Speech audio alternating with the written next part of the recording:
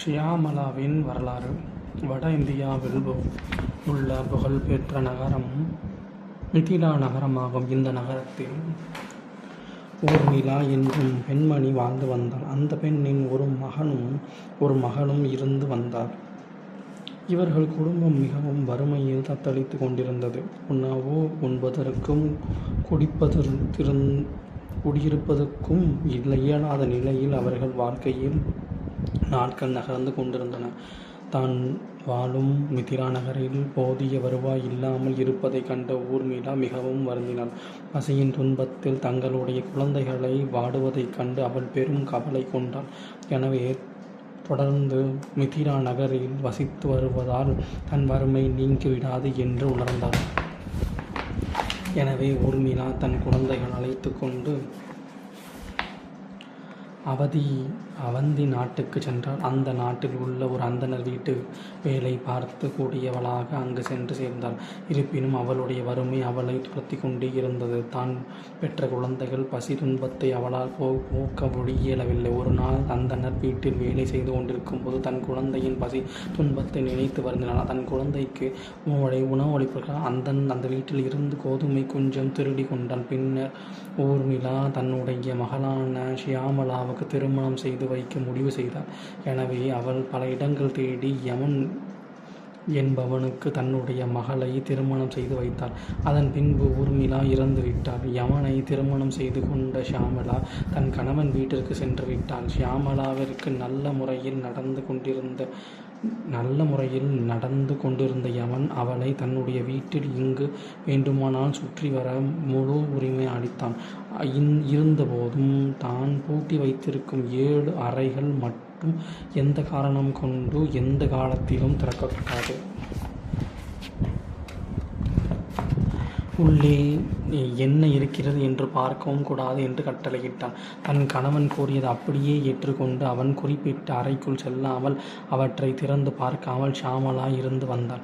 அந்த நிலையில் ஒரு நாள் அந்த அறையில் வெளிப்பக்கம் அவள் உலா வந்து கொண்டிருந்தாள். அப்போது அவளுக்கு அந்த அறையில் திறந்து பார்க்க வேண்டும் என்று ஆவல் உண்டாகுது. எனவே தன் கணவன் இல்லாத சமயத்தில் அந்த அறையில் முதல் அறையை திறக்க பார்த்தாள். அங்கு அறையில் கொதிக்கக்கூடிய எண்ணெய் கொப்பரை இருந்தது. அந்த எண்ணெய் கொப்பரையில் யமதூதர்கள் ஷியாமளாவின் தாயை தள்ளி விடுவதை பார்த்தாள். அதனை கண்டு அவளுக்கு தூக்கம் தாங்கவில்லை. மிகுந்த வேதனை அடைந்தாள். அந்த வேதனையால் காரணமாக அந்த அறை விரைந்து பூட்டிவிட்டாள். பின்னர் அவள் கோதுமையை மெதுவாக சென்று 2வது அறையை திறந்து பார்த்தாள். அந்த அறையில் ஷியாமளாவின் தாயாரை ஒரு உரலில் போட்டு வாட்டி கொண்டிருப்பதை பார்த்து விட்டாள்.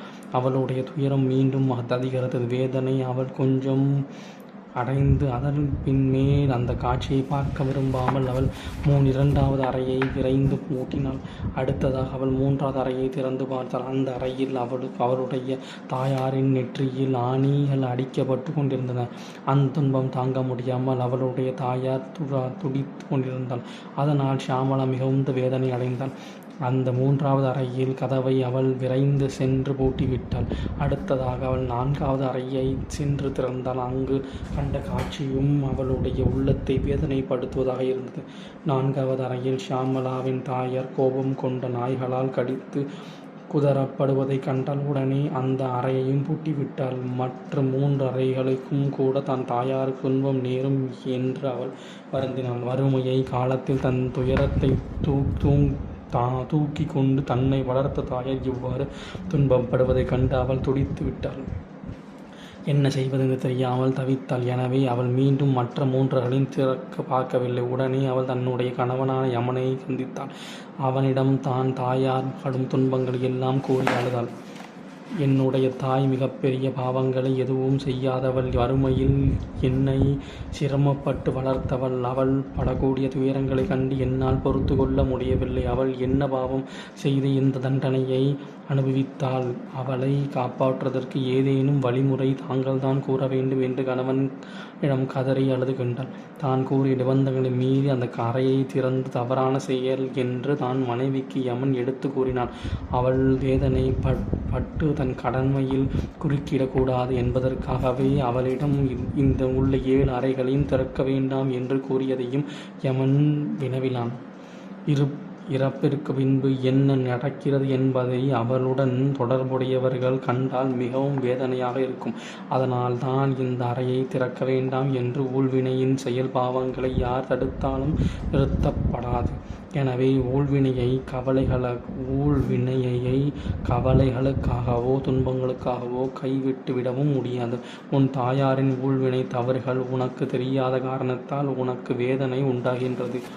மேலும் யமன் தன் மனைவி ஷியாமளாவிடம் அவளுடைய தாயார் நரகலோகத்தில் இருந்து விடுபடுவதற்கான உபாயத்தை எடுத்து கூறினார். ஷியாமளா போன பிறவியில் 8 முறை புதாஷ்டமி விரதம் மேற்கொண்டு வந்தார். புதாஷ்டமி விரதம் என்றால் புதன் கிழமைகள் அன்று வரும் அஷ்டமிகளில் செய்யப்படும் விரதங்கள். அந்த விரதங்கள் ஷியாமளா போன பிறவியில் 8 முறை செய்தால் அந்த புண்ணியத்தின் அவள் தானம் செய்து விட்டாள். அவளுடன் தாயார் நரகலோகத்தில் இருந்து